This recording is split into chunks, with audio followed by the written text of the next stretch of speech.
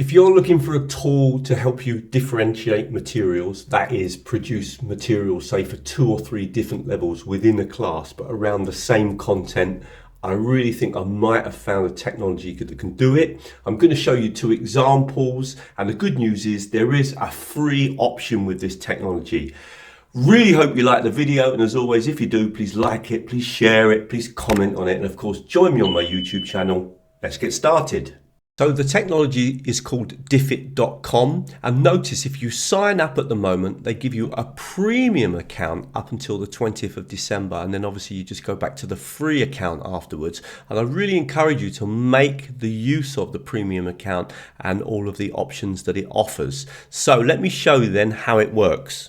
I've written in a topic, the effects of the Great Depression in the USA. This could be used for science or history or English or other languages. Note you can also work with other languages, okay? Let's say that I want to produce some content around kind of 5th grade, and we call this informational text. This is literally all I would need to do to generate the content. And then I would just simply click on this button here, and the content is going to be generated. And immediately we have some content generated.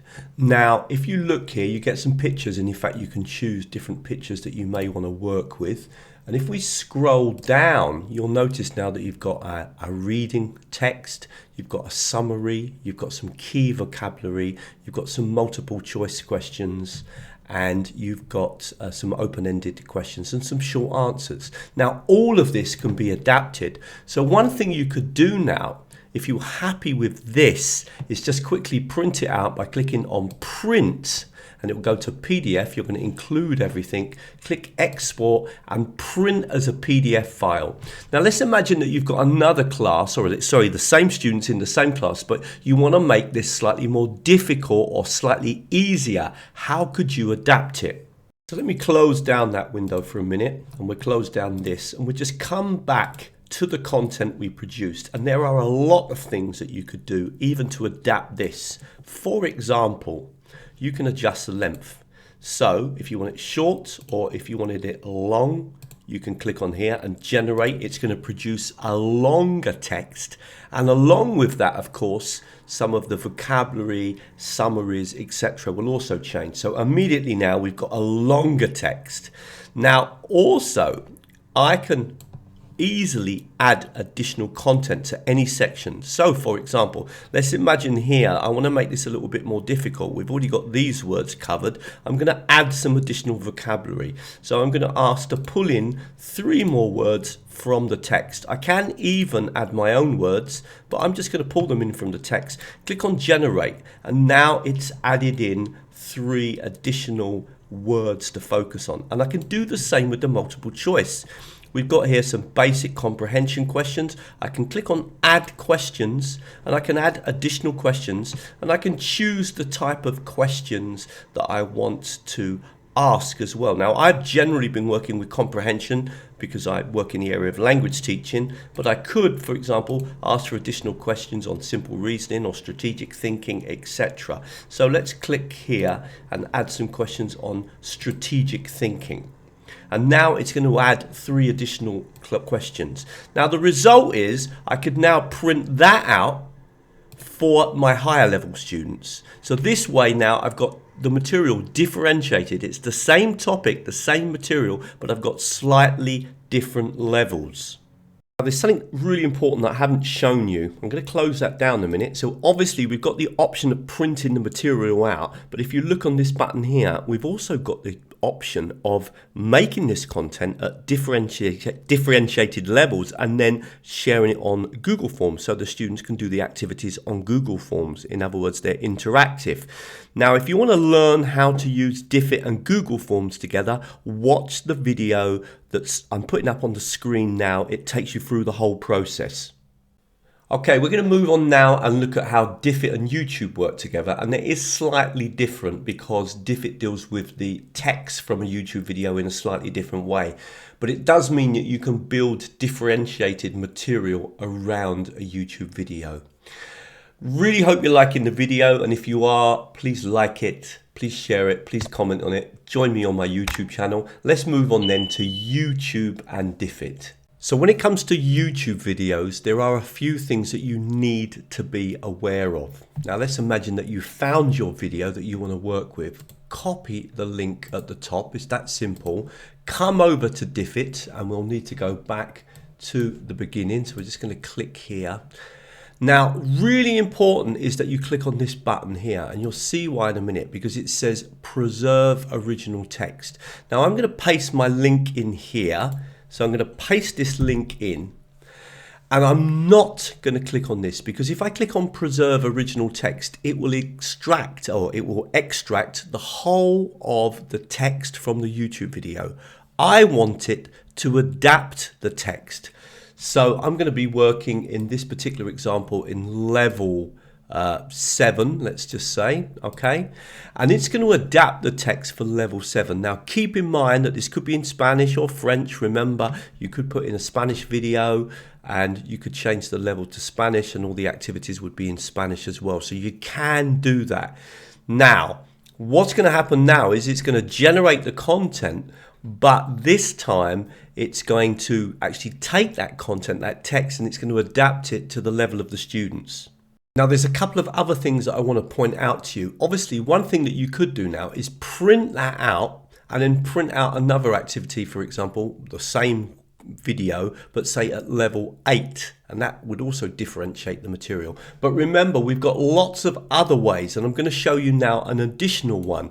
Of course, we've already looked at these buttons here, and a very interesting button, by the way, is that you can show sources, which can be very useful if you want to know where the content is coming from, and you can actually do that. Now this is quite long, so I'm going to adapt this by clicking on adjust level, and I'm going to set it to shorter, and it's now going to take a much shorter version of that content.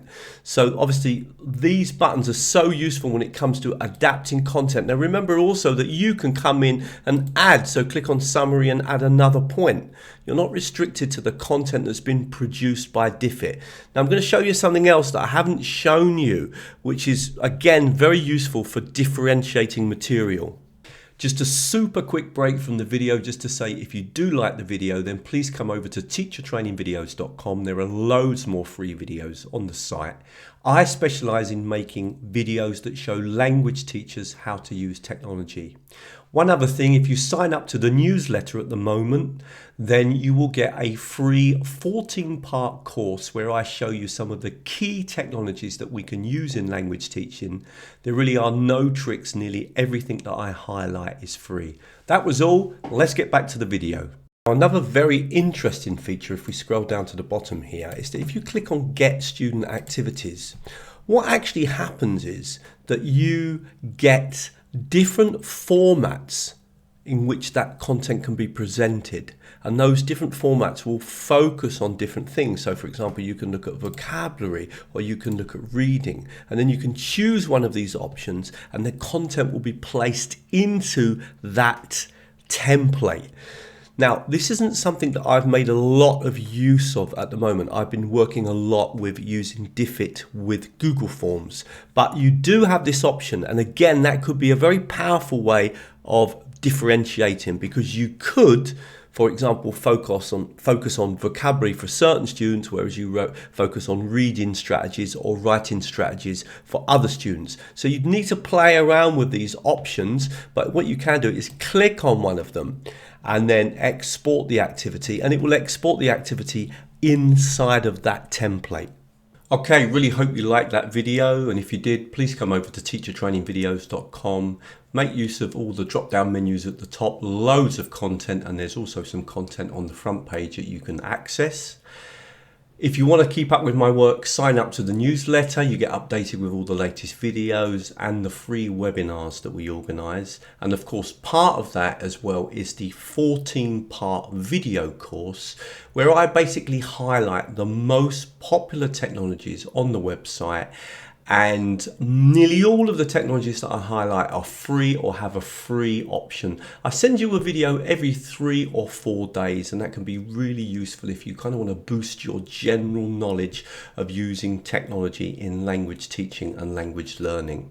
If you'd like to do live training with me, then join me on Patreon. If you join me on Patreon, you get access every month to 3 additional videos, and these videos cover technologies that I often don't cover on YouTube. There's no advertisements, and I go into more detail around the ideas. So these are very much practical videos for giving teachers ideas of how they can use technology, teaching online or teaching in the classroom. Apart from that, of course, you get the live training with me. We meet once a month online. We look at normally just one technology, but sometimes 2. And we do lots of activities with those technologies so that we get really familiar with them. Now, there's about 80 people on Patreon, but most people just accept the recording and don't join me live. But there's normally a group of about 10 or 12 people. And that's really interesting if you want practical ideas and you really want to build up your confidence with using the technologies.